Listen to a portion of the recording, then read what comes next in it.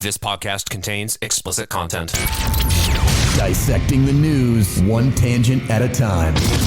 This is Hardly Focused.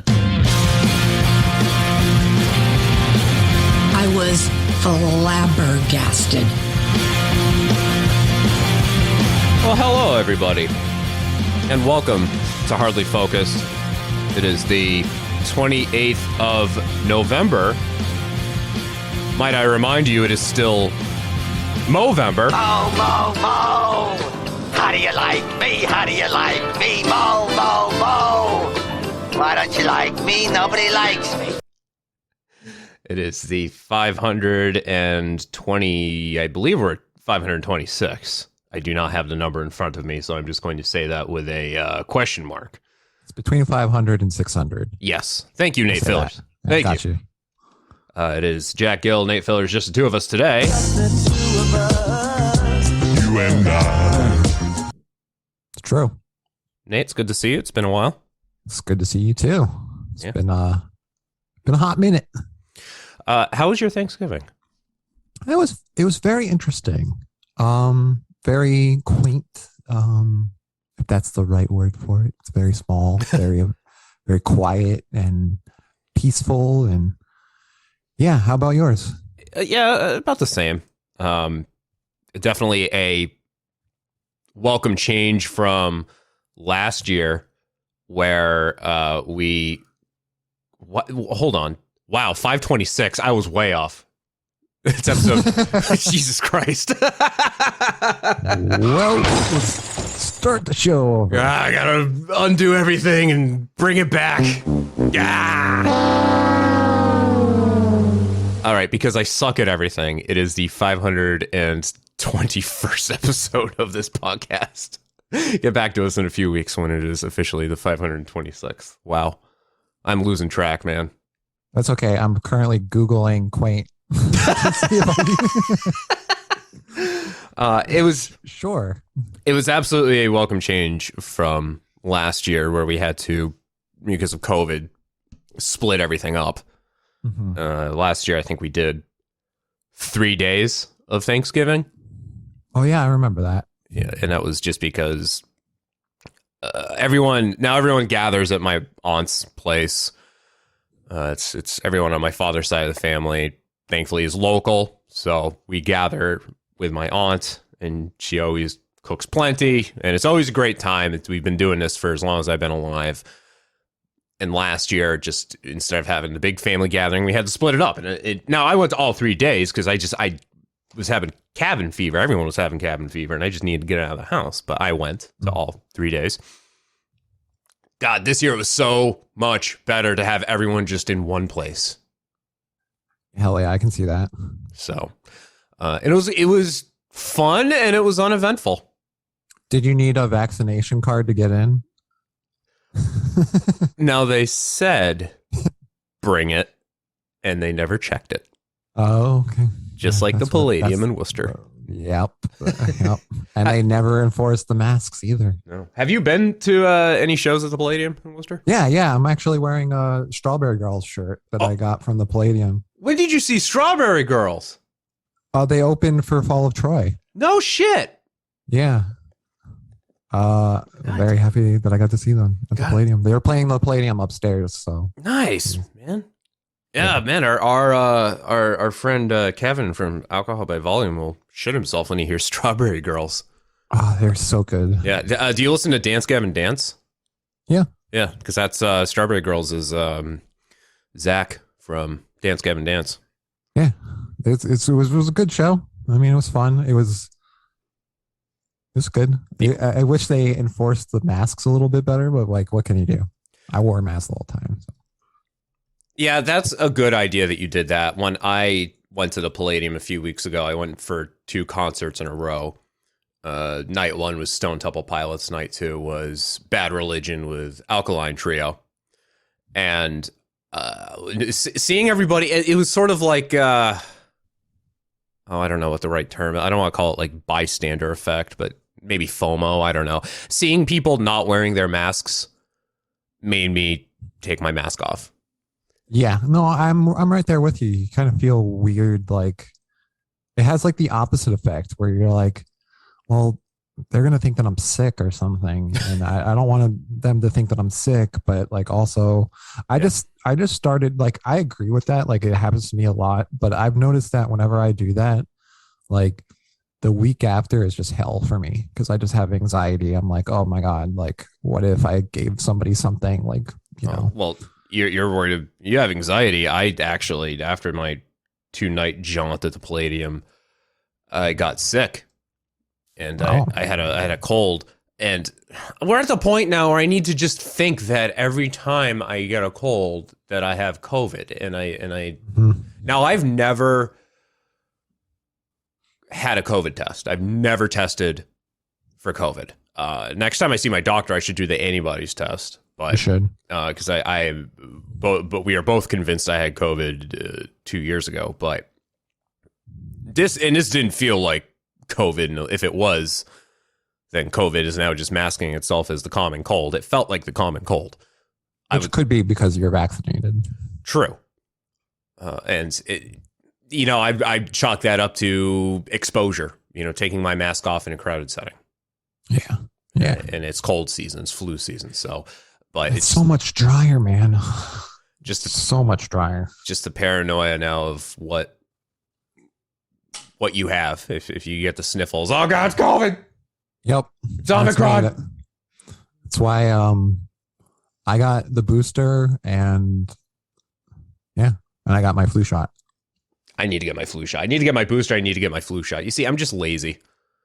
Yeah, like I would be if I didn't have anxiety. Yeah, I just need to go out and do it, dude. I've been living like a fucking hermit. Friday. Yeah. I'm not gonna lie. Just to be honest with you, Friday I didn't get out of bed. Friday. Oh yeah, that was. I've been that for a week.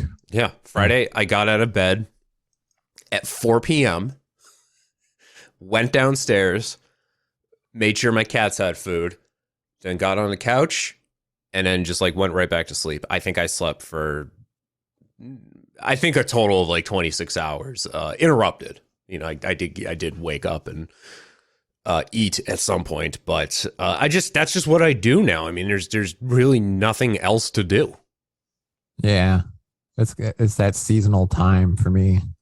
I'm just like, it's been harder to get out and do open mics. It's been harder to like just go out just because it's just like, you really have to push yourself. You did an open mic though recently, and you posted it on Facebook, and it looked like it went well.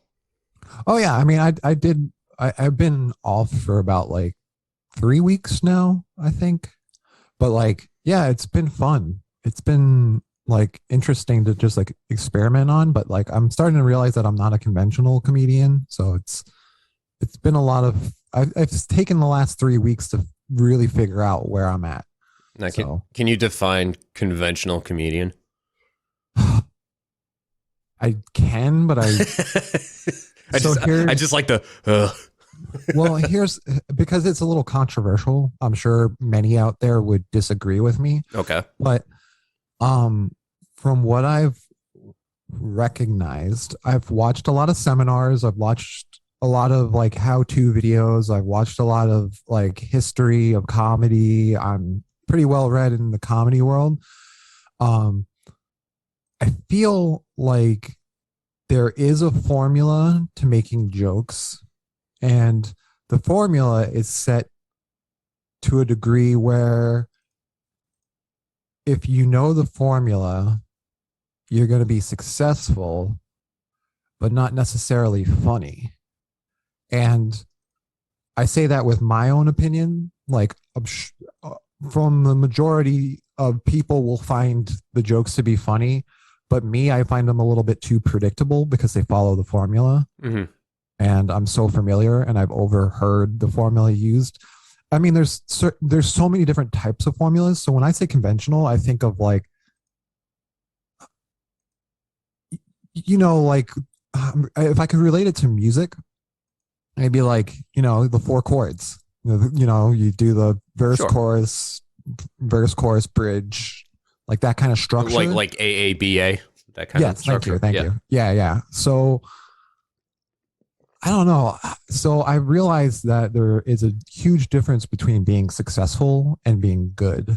Like by your own standards. Like I don't want to be the same as everybody else. I want to be different, but we live in a society. We live in a society. We live in a society that rewards, commonality and not avant-garde. Sure. So it's like people, biggest example would be if you're in a band and you play a cover song, people go nuts for the cover song, but they don't go as nuts for your originals. Oh yeah. My band, my largely inactive band, we have a slew of very good original songs. Mm-hmm. But we also do covers, and it's a nice 50-50 split. And man, I wish people, we can get people amped about our original stuff, but like, they're not going to be familiar with the source material.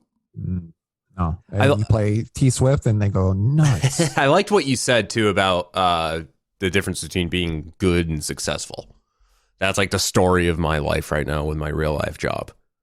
I know, which I will, never talk about on this show, but just, am I successful with it? Yes. Am I good at it?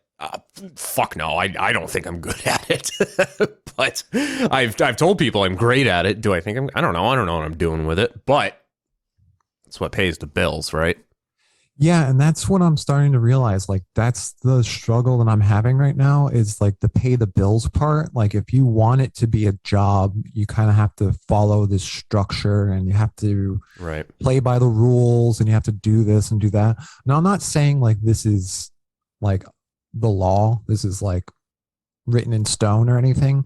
I just noticed that a lot of comedians who follow the same sort of structure are more rewarded than people who do weird jokes. And like, I'm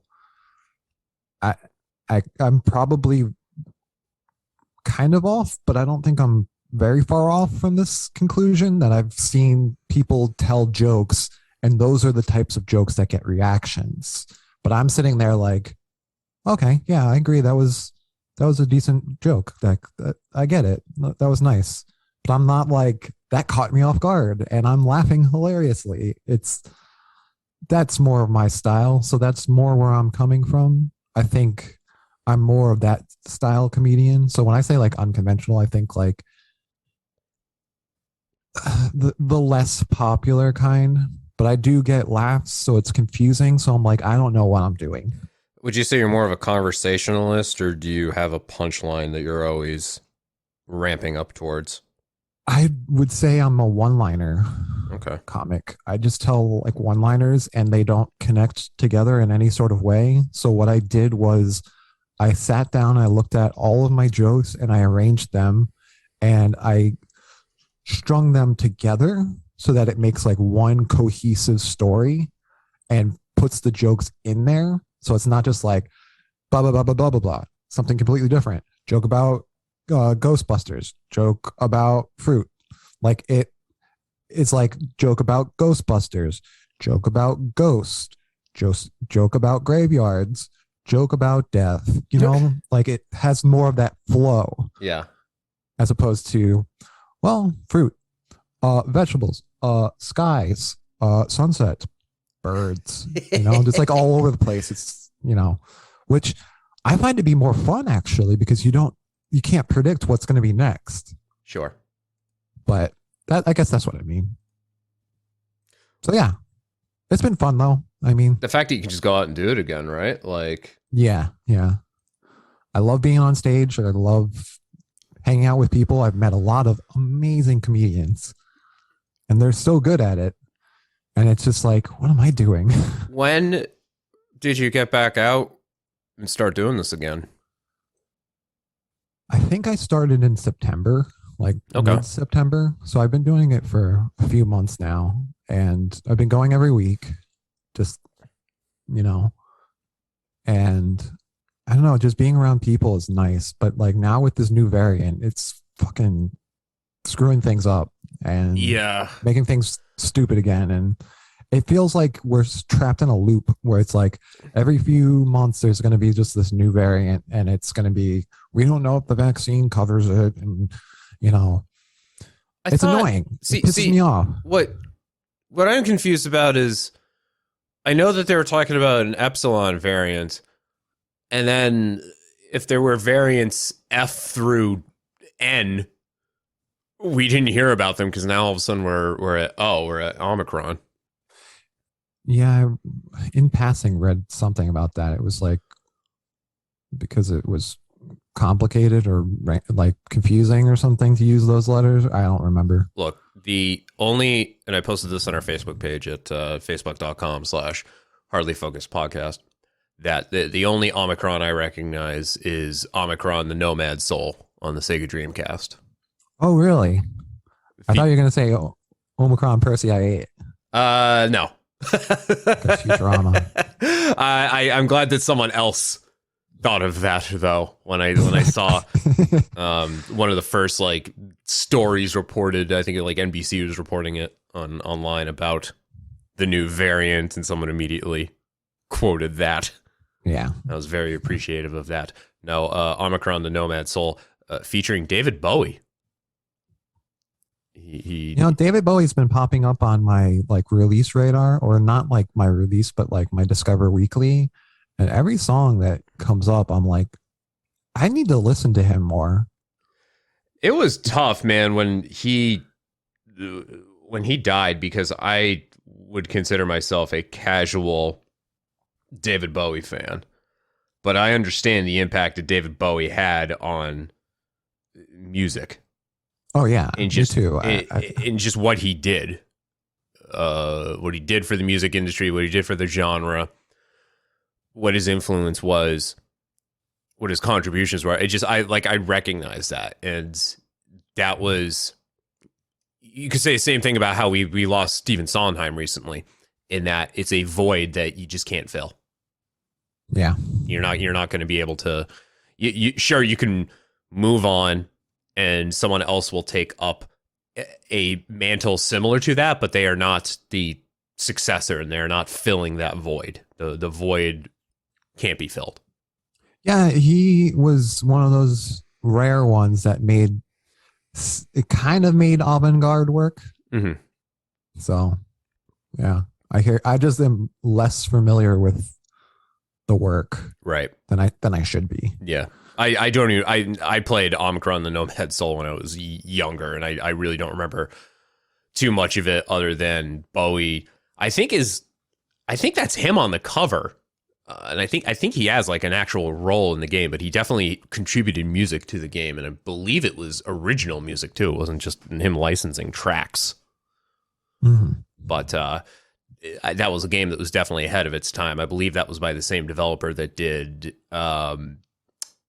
got Heavy Rain and I believe Detroit Become Human, Fahrenheit. They're a very reputable narrative game developer. Nice.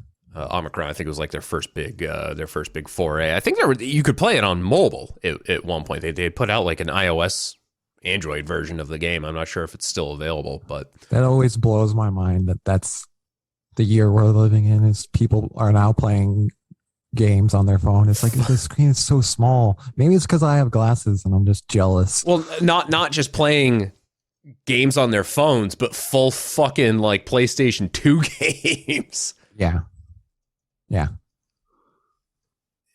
Games that came out like 20 years ago, that the devices that we carry, a cell phone of this size, literally like the palm of my hand, and this thing is more powerful than a computer. Yep. This thing can do 4K video and fantastic audio quality. Yeah, I was just talking with a friend of mine, just like, can you imagine the future when they're like, can you believe phones didn't have terabyte hard drives? Just imagine. No, dude, it's going to be holophones. It's going to be everything that, like Star Trek and Futurama, everything that people used to facetiously predict. It will be real. Yeah. It will eventually be real. Yeah. Going back, I don't want to harp on it for too long, but this new COVID variant, honestly, man, I know that there's like, because I wake up this morning and my phone is just, the screen just alerts from different news sources like the AP and what have you, just over this new COVID variant and how we're blocking travel again, specifically to Africa and this, that, and the other thing. If we have to shut down again, if we need to go back into quarantine, I think that's just going to be a stupid move. I think that's just going to be a waste of time and effort and getting people. I don't want to be the one that comes out and says that the news is trying to incite a panic. I get what they're trying to do, but I'll say that. The news is all- I get what they're trying to do, but they are going to incite a panic, and people just need to realize that at this juncture, COVID is just something we have to live with, and we need it. It's just going to be the elephant in the room that we need to maneuver around. And all you need to do literally is get your head out of your ass, get vaccinated. When a booster becomes available, get your booster, get your flu shot. Yeah, yes, you're pumping yourself full of drugs, whatever. When people are like, these are the same people that are like, if they have a headache, they beg for Advil, they beg for Tylenol, and they don't question what's in that. Yeah, and let me also add into this that a lot of the, debates about the vaccine come from people who are like, it took them so many years to make so-and-so vaccine and they made this one so quick. It's like, dude, they've been making vaccines for years. We were already prepared. it's like the technology is way better than it was when they were first making vaccines. So you have to take that into consideration. Now, I'm not saying it's foolproof. I'm not saying but I'm saying the argument that it was made too quickly doesn't really hold a lot of water. No. It's just because that's what science is all about. Like, you remember, look at the video games. It wasn't too long ago, Lara Croft was this triangle woman jumping around in caves and stuff, and now she looks like a real person. So it's technology does make things easier. Right. And faster. Not to mention that the common flu, how many variants of that are there? How many new variants are we finding? I mean, that is I guess a legitimate question. Could also be a statement of ignorance, but viruses mutate. If that's what they do. So yeah, my biggest issue. Sorry. The problem is it's something. COVID's still new compared to every other major virus and influenza out there. It's relatively new, and every time some new variant pops up, we have to come to a grinding halt to recognize it. Eventually, we should just not ignore it, but not just kind of be recognize it. Know it's there, but not get everyone into a panic over it. And also, before we even know anything about it, it's we don't know that much about this variant. And already, the media is pumping out this doomsday scenario. It's, your vaccines won't do anything for this one, and it's so much worse. But also, we don't know if it's worse. It could be less worse, and it might not be. Your vaccine might protect you against it. We don't really know. Right. So they start off with, it's horrible. It's your vaccines won't do anything. It's far worse than anything we've ever seen. And then they go saying, we don't know much about it. We don't know if the vaccines will protect you against it. And we don't know how bad it is. It's well, why did you tell me before that? It frustrates the hell out of me. That's all I'm going to say. Yeah. Well, I've heard, and I can't relay what my source was on this. I apologize, but I've heard that vaccines in their current form are effective against this variant. So there shouldn't be any worry about that. Not to mention that they're talking about that pill too that's coming out that supposedly is supposed to help, but it's not like a replacement for the vaccine. It's just something that can, just bolster immunity. Really, just the crux of it is get your damn vaccine, get your flu shot. Don't be a daft punk. And everyone should educate themselves by going to the subreddit called HermanCainAward. Do you know Do you know what that is, Nate?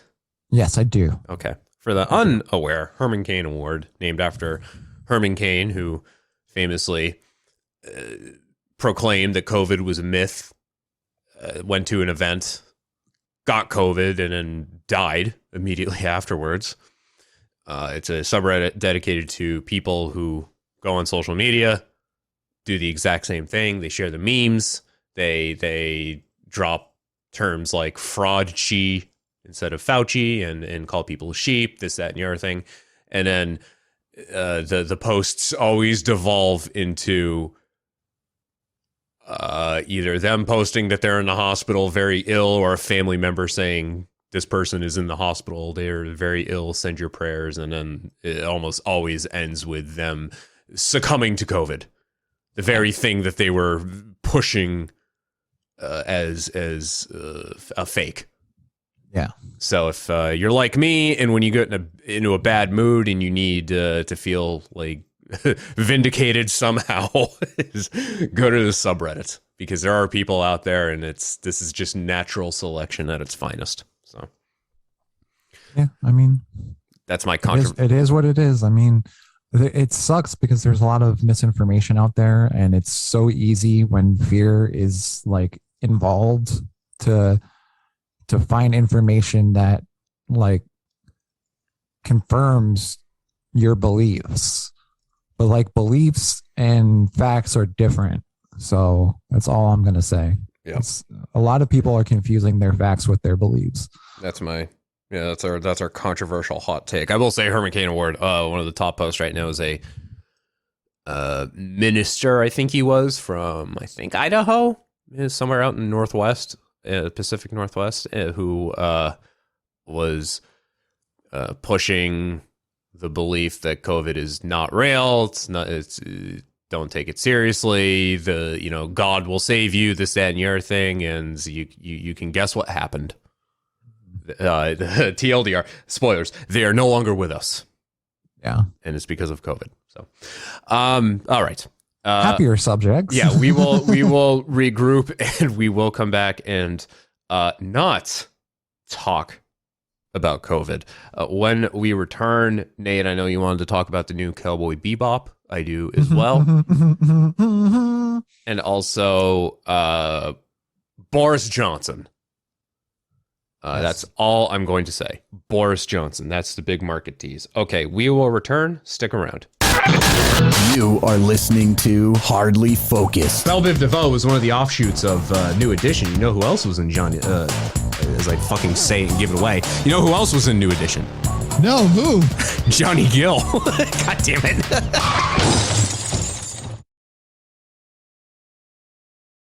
This podcast contains explicit content. You are listening to Hardly Focused. I could say something pretty inappropriate right now.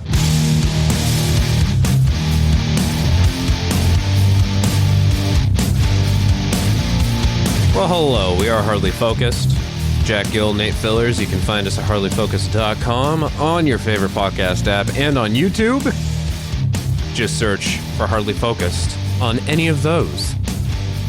And you can also find us on the social medias, too. Just do the same thing. Search for Hardly Focused Podcast. Nate? Yes. Boris Johnson, who's Yes. he's the Prime Minister in the United Kingdom. I don't know if you saw this. There was a show that was not hosted by Stephen Merchant. Huh. The guy looks like Stephen Merchant, but he's not Stephen Merchant, and I'm actually blanking on who it is. Just showed up on the TikToks. It showed up on Reddit. I guess this actually happened in September, but nevertheless, it's a UK presenter. I think his name is Russell Howard. Don't quote me on that, though. I don't have it in front of me. But he's interviewing children. And here we go. How do you think Boris Johnson's done? Well, because if he just left it, then thousands more people would have died. Yeah, because I mean, he is really strong. I mean, he just eat like 100 pancakes in the morning. I've not heard this. Where did you hear this? That Boris has been eating 100 pancakes. What does he do next? I guess he just has a big drink. What's he drinking? What's he washing those pancakes down with? Wine. Water? Wine. So hang on a minute. Wine. So why would he drink wine in the morning? But he might do. He's got the look. And because Boris has got an iron stomach, he might start drinking wine at like 11. Yeah, because I mean, he has made a lot of good movies, like Jumanji or... What? Since when has Boris Johnson ever been in Jumanji? He was in the movie. Hang on a minute. I figured out what's happened here. This makes complete sense now. Dwayne Johnson, The Rock, he eats 100 pancakes. And you've confused Boris Johnson with Dwayne Johnson, which is a brilliant thing to have done. Sounds like Rob Beckett. The host? Yeah. Oh yeah, I don't know. No, I'm actually. Or Josh Whitcomb. I can't. No, I actually want to look it up and confirm. Somebody on Taskmaster. Again, it's not Stephen Merchant. I'll tell you that. Everyone, Gotcha. when I was looking at Reddit comments on this, we all thought the same thing, that it was Stephen Merchant, and it is not Stephen Merchant. It's the glasses. The guy's wearing glasses at Stephen Merchant. Like Stephen Merchant always wears those square glasses. Okay. It sounds so familiar. It sounds exactly like somebody from Taskmaster. Russell Howard. That's his name. Yep. Okay. So, and that poor kid, that because that was on camera, that is going to follow him for the rest of his life now. Confusing Boris Johnson with Dwayne The Rock Johnson. It's not like it's Boris The Rock Johnson. I think the Brits will call him Boris the Cock Johnson. I'm gonna get so much shit for not knowing Russell Howard. I don't even know who that is. He's on Taskmaster. Oh, is okay. I don't know. don't- I'm not even familiar with that. So Oh, Taskmaster is amazing. Do yourself a favor. It's all on YouTube. Just fucking watch all of it. It's just a good game show. It's like comedians compete and do tasks, and they're hilarious. That's all I have to say. there's only one Taskmaster I'm familiar with, and it's a superhero or a villain. I can't remember. I'm gonna forever hate myself for not getting that. Because anyway, hi. How's it going, internet? Or villain, I guess, a Marvel villain. That's one of the Marvel characters I'm less familiar with, Taskmaster. But anywho, that seeing a name like Taskmaster, Taskmaster. See, that throws me off. You know what throws me off is when I'm going through the TV guide and I see what's on. There's a show called What Would You Do? But it's not the What Would You Do that we grew up with. It's a completely different show just under the same name. Where they like put somebody racist in a restaurant and they're like, would you confront them and risk your life? I've never watched a show before. Is that an actual thing that happened? I feel like that I could be getting that wrong.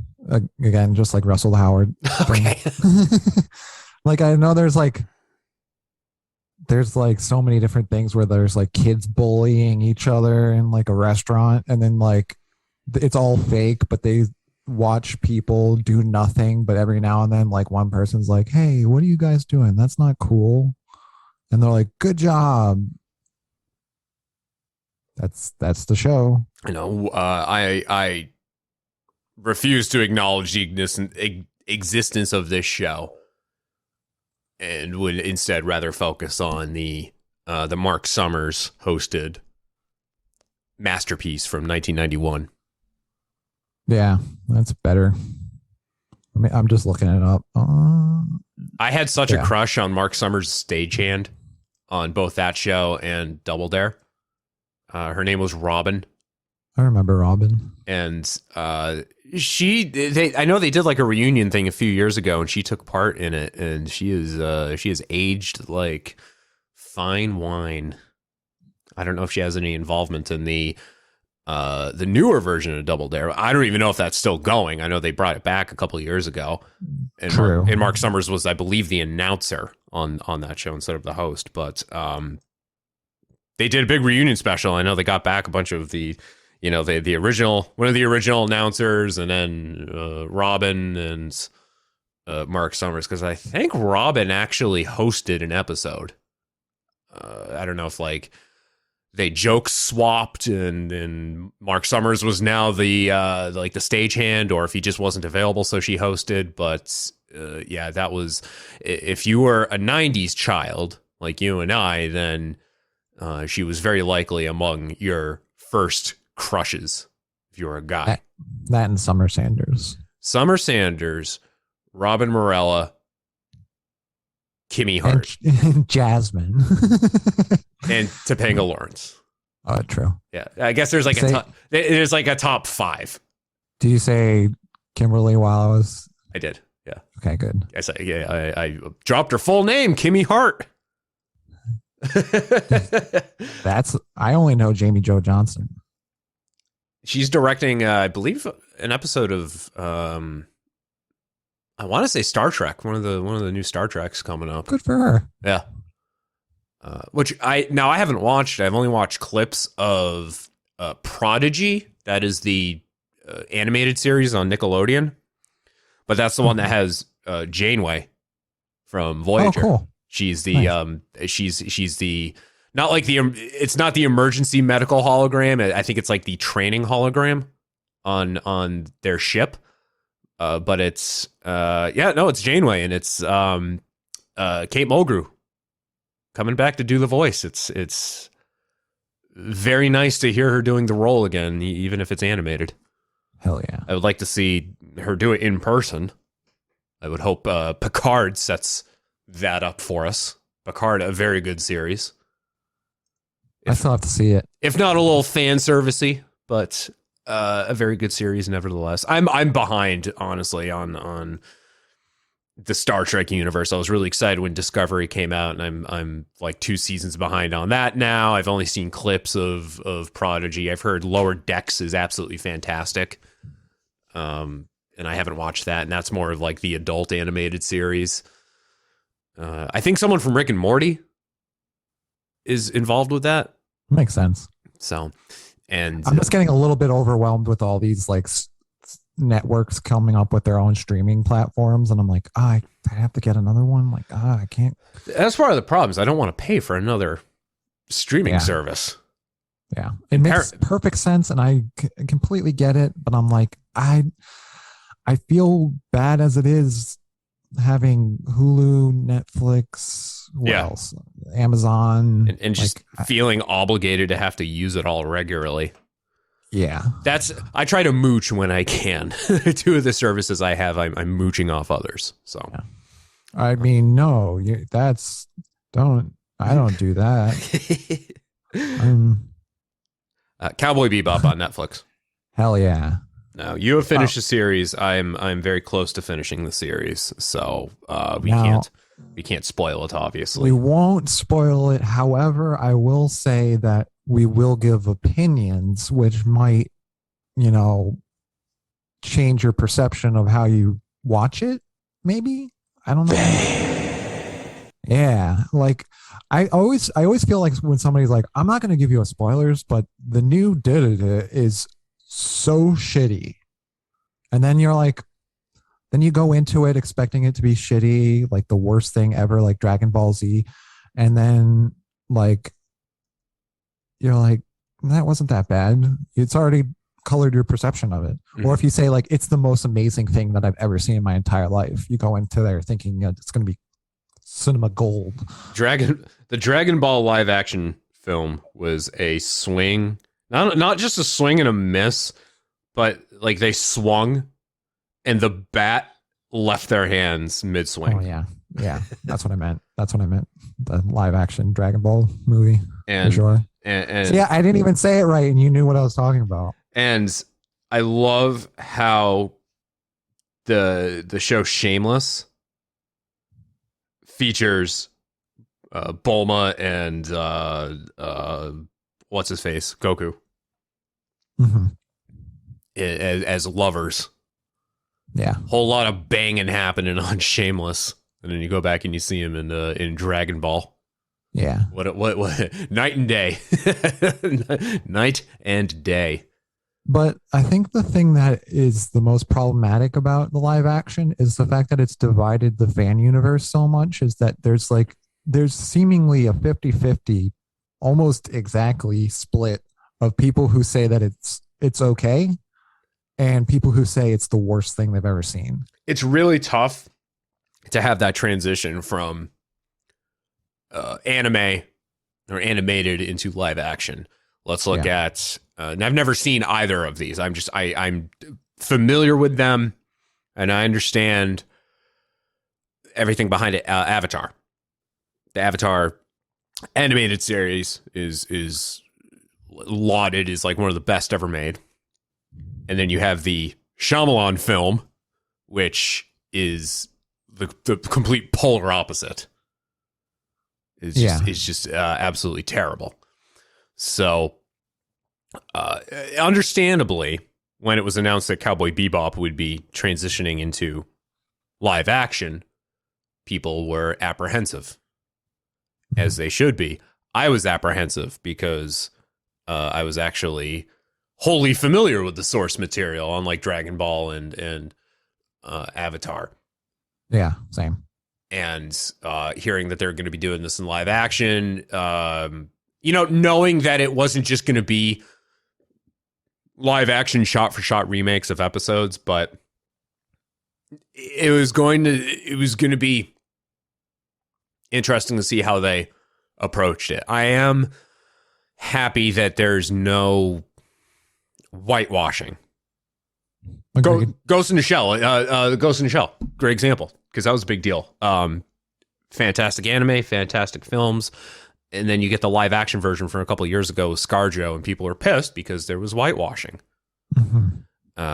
So with Cowboy Bebop, I'm happy that they didn't go that route, and that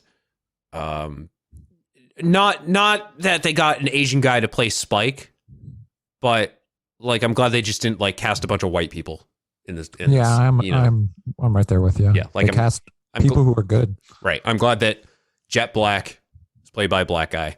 I'm happy that Faye is played by a Latina chick. And that they got the floofiest looking corgi to play Ein.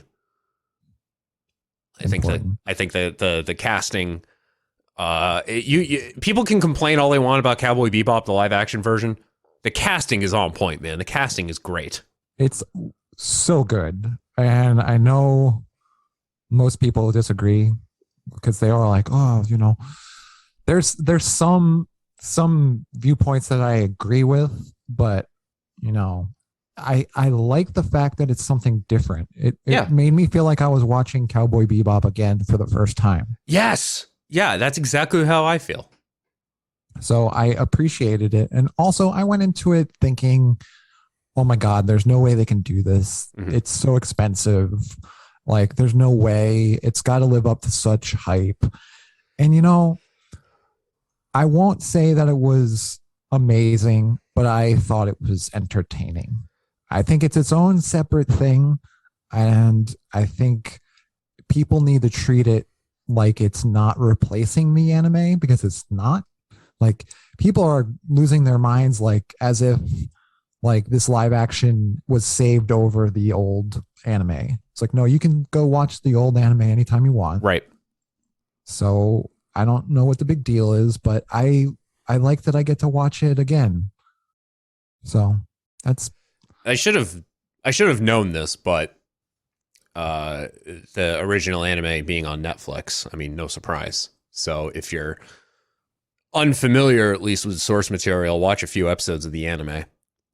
Because the anime is a masterpiece. It's an absolute masterpiece.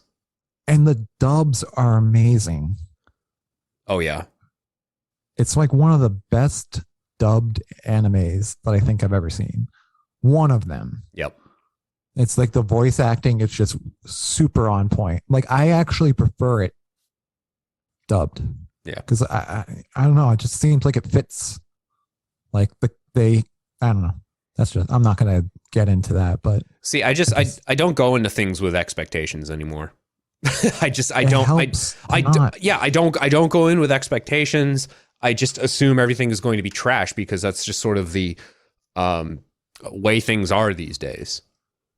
It's the only way to protect yourself is to go into thinking something's good, because you can only be like surprised. But if you go in the opposite, you'll only be disappointed.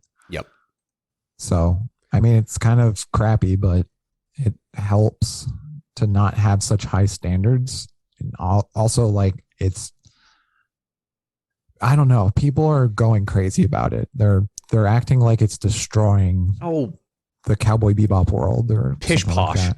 Pish posh. That's malarkey. I mean, as somebody who Cowboy Bebop means a lot to me. I think I've talked about it on the show before, but like it's deeply rooted within me, like how much the show means to me. I started watching it in 2000 when it was on Adult Swim, and I loved it so much I couldn't finish it because I was like, oh, it was one of those situations that like if I finished it, it would be over, and like I didn't want it to be over. That's why I've never watched Firefly. Yeah. Because people are like, you'll love Firefly, you gotta watch Firefly. I'm like, no, because I know it's a season and I know people love it, and then it's gonna be over. And like, yeah, I know there's a follow-up film, but I don't want to be disappointed. Yeah. And it's so about 10 years later, I decided to watch it again. And this time with the intent of finishing it, watching it all the way through. Again, I made it to like episode 20 and I just couldn't do it. I couldn't do it. I was just like, no, I can't do it. Couldn't figure out what happened with Vicious and Julia. Just all of it. There were so many like, this means so much. And then it wasn't until the pandemic happened where I was like, well, this could be the last chance I get. So right. I should just sit down and watch it. It was so cathartic. Oh, so good, dude. It was so good. I was just like filled with every single emotion. And I was just like, and I was like, I'm very fickle about tattoos. And I'm like, I got to get a Cowboy Bebop tattoo. I just have to figure out what. Yeah. But I need to get that. Cause like the storyline of like how stuck in the past everybody is so on par with my life, where I'm like always analyzing my past and like, you know, carrying that weight. You're going to carry that weight. It's just, it's just, so when I say that's what I went into watching the live action with, that admiration of the original. Yeah, you could say there was a lot of stakes, but I didn't think it was crappy, but I also didn't think it was amazing. Like, I think it's just its own thing. I think you got to go into it. Yeah. Thinking this is to entertain me. This is not to replace the old one. This isn't to, you know, service any sort of fan club planet. This is just its own beast. It's, and if you go into it like that, I feel like it's safer and better. Agreed. Than holding it to the classic original. It's its own thing, and that's how I treat it. Is its own entity, same characters, same premise, but its own thing. And they changed a lot, which is good and bad. Right. But I think one of the things that it faults it the most is that a lot of people are wondering, why the hell do we need a live action? And that's a fair question. Money. I mean, yes, it's a cash grab. Yeah. So, but there's no reason to have this series because you already have like a perfect version of it. And I think that's what most people are upset about, is that they can't find a real good reason why the live action exists. And I think that's fair. I think that's fair for people to criticize that, because if you can think of one, I'd be happy to hear it, but I can't.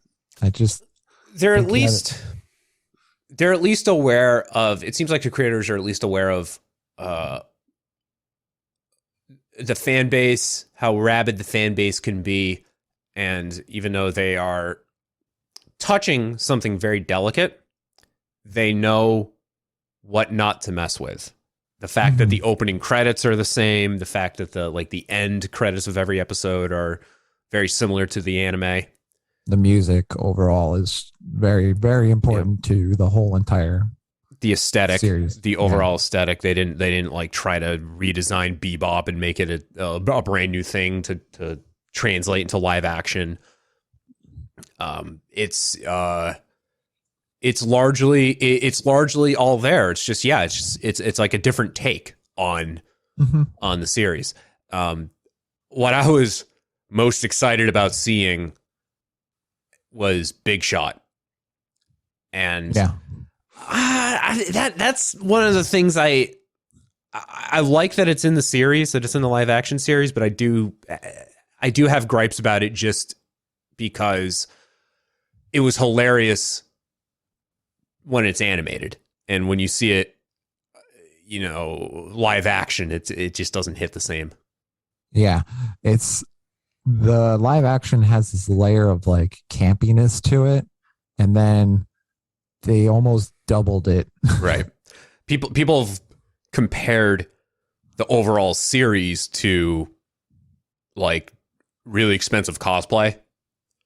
I can see that. And how they do Big Shot in the live action series is absolutely cosplay. It's just like, it's a dude who is doing a really bad Hispanic accent and a moderately attractive chick, and they are cosplaying as Judy and Punch respectively. And it's kind of bizarre. They had to double up the campiness because of the layers. So like they're like, oh, this is a campy show, so like this show has to be, it's a show within a show for those of you who aren't familiar. But it's how they find out their bounties. Yeah, it's who they're going for. Although so far, as far as, because again, I'm just a few episodes away from finishing the season. I might try to finish it today. Big Shot's only shown up a couple times, whereas in the anime they were in almost every episode. And I also like how in the original promo materials before the live action series debuted, when they showed, because they only showed little bits and pieces of Big Shot, Judy, and Punch. And when they showed Judy in all the promos, now in the anime, Judy is, as most anime chicks are, stacked, and she's wearing a shirt that is not closed at all, because that's just how anime chicks are. And in the promo materials, her shirt is closed. So I'm seeing that. I'm like, I get it, because like anime bodies are incredibly unrealistic. Maybe you're trying to, I don't know how you could, it's not family friendly in the least, but, no, but I don't know what the purpose of covering her up was, but then, the actual series comes out and her shirt is very much open, but it's still not the same. It's now, again, it's just like cosplay. It's like, it's a chick trying to cosplay a female anime character. Whereas with Faye, because Faye in the anime is stacked and she's dressed, she has a very risque appearance. And I like how they translated this into live action with Faye's outfit, in that it's its own thing. Yeah. And I've not even with Cowboy Bebop. I mean, she was in the last Jurassic World film. That actress, oh man, do I just have a crush on her. And it's nice to see her in Cowboy Bebop, but I like that she's not, dressed as Faye, and she's not effectively cosplaying as Faye. She is her own Faye. Yeah. So, but Big Shot too, man. In the whole anime, Big Shot was great, especially at the end when Judy flips her shit, and then Punch. They show Punch, I think, in the last episode, and you don't know it's Punch because the accents. He's had a fake accent this whole time. Yeah, and he's with his mother. His mother's asking about his female co-host.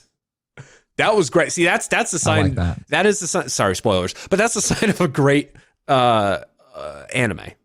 That's the sign of a great story. When you can, Faye? Faye's like, you look familiar, or somebody's like, you look familiar. That person looks familiar. Yeah, you wouldn't even know. Like someone, I think Kate had to point that out to me when we were watching. She's like, "Did you see who that was?" I'm like, "No." She goes, "That was Punch." I'm like, what?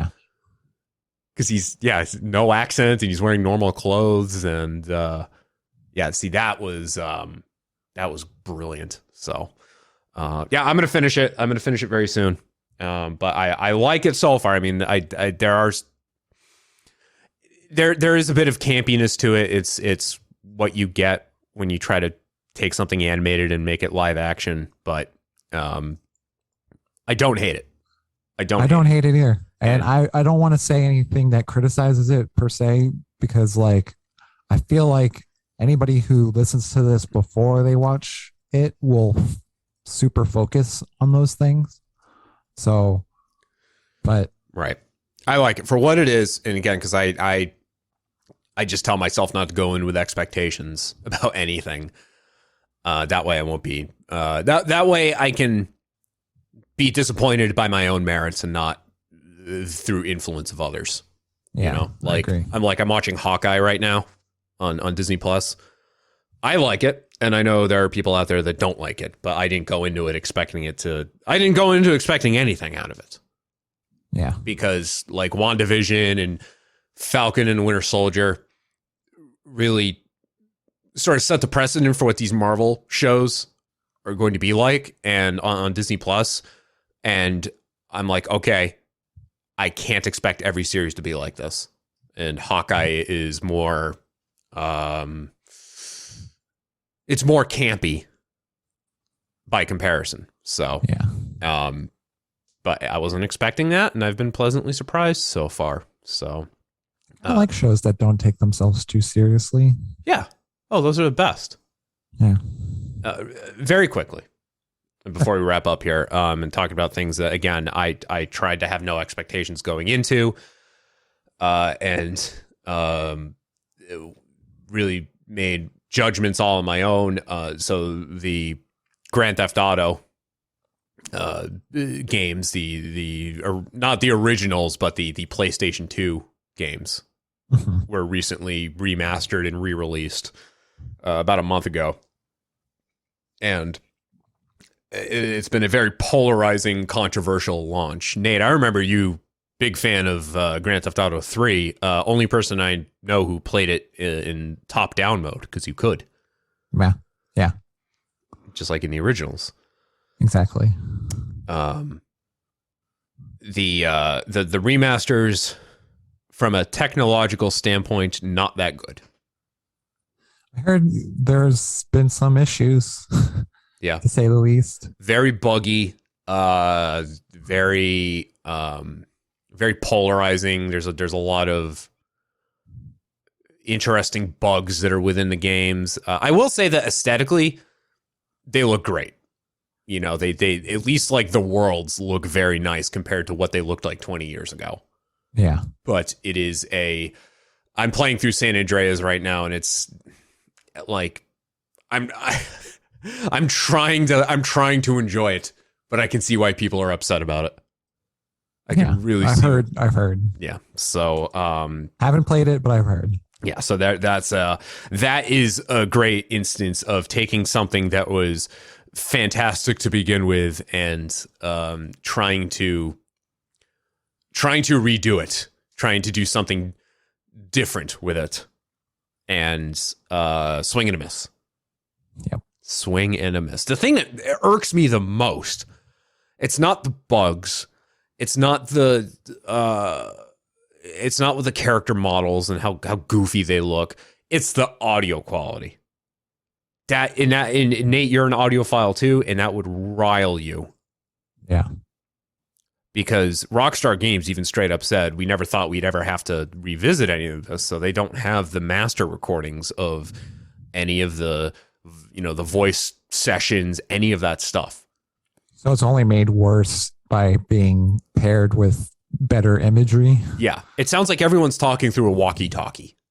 It's that bad. It's like, it's It's like trying to take something where the initial source material was done with like a high pass filter applied to it, and trying to make it sound not like it's running through that. Like okay, well let's add a bunch of low pass to it, and then wondering why it sounds like shit. It's like super low quality, super compressed. It sounds so bad compared to like what you see on screen. I mean, even in 2001, it sounded bad, but at least it kind of made sense. Yeah. They cut corners. Right. So, and it's not like you can go and re-record, because a lot of the voice cast, those actors have since passed. Dennis Hopper, Frank Vincent, etc. There's several of them that are no longer with us, so they can't just go back and re-record.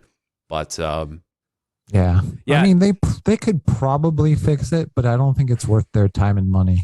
They say they're going to fix it. They say they're going to dedicate time to releasing updates that will improve it, but I mean, the fact that like you just can't release a game that's like playable right from the start. The fact that now you need to rely on updates and patches to make it better. Like it's a sign of the times, man. I don't like this era of video games. Back in when San Andreas first came out, like there were bugs in the original release, and the only way to fix it was by re-releasing the game. Mm-hmm. The original version of the game, the one that has the black label. I have 2 copies of that. That's worth money because it has the hot coffee sex mini game embedded within the disc. But there's a bug where in one of the desert towns, a plane spawns in that town, but it spawns right inside a house. So like if you try to get inside the plane, it immediately explodes because it's like it's immediately colliding with something. And that was something they fixed in later releases, but like they literally had to re-release the game in order to fix that. Yeah, once upon a time they used to finish games and then release them. It now seems like there's such press for time that they release it unfinished, and then whatever people complain the most about, that's what their top priority is to fix. Yeah. Problem is people look at games like No Man's Sky, which you know was unreleased or unfinished when it was initially released, and now it's over the course of 5 years won several Game of the Year accolades because it gets continuous free updates. Like every update that's come out for that game has been free. There's been no additional purchase needed for it, and every subsequent update has improved the game to the point where it's now like what we were told we were going to get. It just took several years, and the fact that they had to like release version 1 and get all this negative flack for it, and then over time the game all of a sudden became good. Like, okay, that's a great success story, but that shouldn't have been the case. Yeah. You hate to see it, like Cyberpunk. Yeah, which it's still they're still talking about like future updates and things that they're going to do to improve it, and like why? Don't even bother, man. You released it, you made your money, you had your controversy. Move on. We're just becoming so impatient, I feel like. Yeah. Like in terms of like wanting games now and like wanting new, like. Dude, I remember when things were in the theaters and it would take so long to get it on VHS. And like now it's like on VHS while it's in theaters.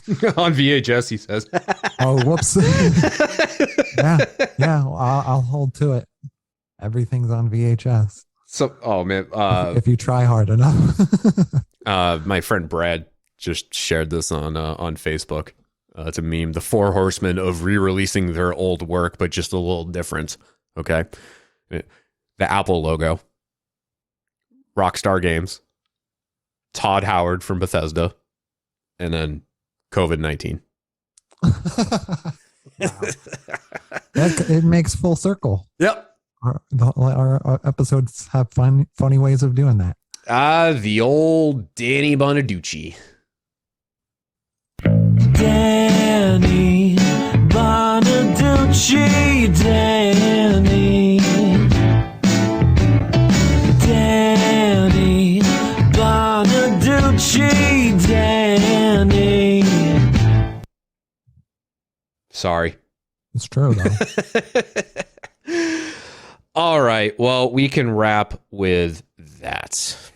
Yeah. So go see Cowboy Bebop. Let us know what you think. At us. Or don't add us. No, please add us. Let us know what you think about Cowboy Bebop, because it's like I said, I like it. Nate likes it. I mean, I don't give it a perfect score. I give it, a fair score. Sure. Yeah. Like 7.5. I wouldn't say it's perfect. There are other things out there that I would argue are perfect. What I would say is perfect, almost perfect. The Guardians of the Galaxy video game that came out a couple months ago. Check that out. For the soundtrack. Not even for any other element of the game, but the soundtrack. Yeah, it's way better than the new Grand Theft Auto. Look, man, if your video game has on its soundtrack, "We built this city by Starship" and Rickroll, A+. That's all you need. Not to mention, now that's sort of like that was done by the same people that did the Avengers game that came out last year, and that game was just flaming dog shit. It was a live service game. The combat was terrible. Everything about that game was terrible. So then, within a year, they then released Guardians of the Galaxy, and it seems like they, right from the outset, knew where they fucked up with the Avengers. Because Guardians of the Galaxy, single player, you only play as one character and not switching between a whole bunch of different characters with all these different skill sets. And it's just a straightforward story. That's what a video game should be. And guess what? It's finished. You don't you don't have to rely on updates to get the complete game.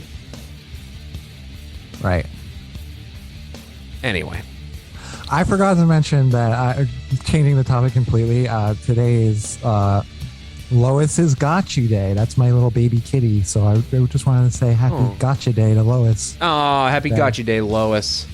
So, I love her. She's great. How old is she? Well, we found her when she was months old, and it was a year ago today. Okay, nice.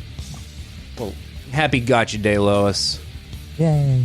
And peace to our friend Maverick. Yes. Peace. All right, Nate. Thank you for being here. Thank you for having me. Talking with me and at me about things. Hell yeah. You're a good friend. I appreciate you. Likewise. All right. And to the rest of you, we will talk at you next time. See ya. Bye. Goodbye.